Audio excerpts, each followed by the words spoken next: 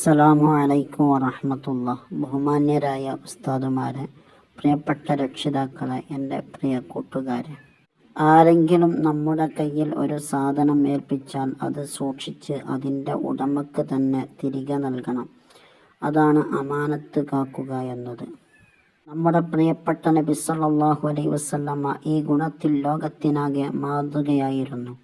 അതുകൊണ്ടാണ് മക്കയിലെ ജനങ്ങൾ നബി സല്ലല്ലാഹു അലൈഹി വസല്ലമയെ അൽ അമീൻ, വിശ്വസ്തൻ എന്ന് വിളിച്ചിരുന്നത്.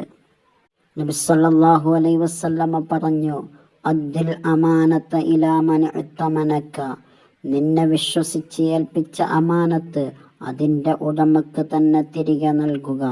കൂട്ടുകാരെ, നബി സല്ലല്ലാഹു അലൈഹി വസല്ലമ മദീനയിലേക്ക് ഹിജ്റ പോകുന്ന സമയത്ത് പോലും ആളുകൾ നബി സല്ലല്ലാഹു അലൈഹി വസല്ലമയെ വിശ്വസിച്ച് ഏൽപ്പിച്ചിരുന്ന സാധനങ്ങൾ അവരുടെ ഉടമകൾക്ക് തിരികെ നൽകാൻ ക്രമീകരിച്ചു. ഇതാണ് നബി സല്ലല്ലാഹു അലൈഹി വസല്ലമയുടെ വിശ്വസ്തത. നമുക്കും നല്ല കുട്ടികളാകാം. സ്കൂളിലോ മദ്രസയിലോ മറ്റൊരാളുടെ പേനയോ പുസ്തകമോ കിട്ടിയാൽ അത് ഉടമക്ക് തിരികെ നൽകാം. ഉസ്താദുമാരും ഉപ്പയും ഉമ്മയും നമ്മെ വിശ്വസിച്ച് ഏൽപ്പിക്കുന്ന കാര്യങ്ങൾ ആത്മാർത്ഥതയോടെ ചെയ്യാം. അപ്പോൾ നമ്മെക്കുറിച്ച് എല്ലാവരും പറയും, ഈ കുട്ടി വിശ്വസ്തനാണ്.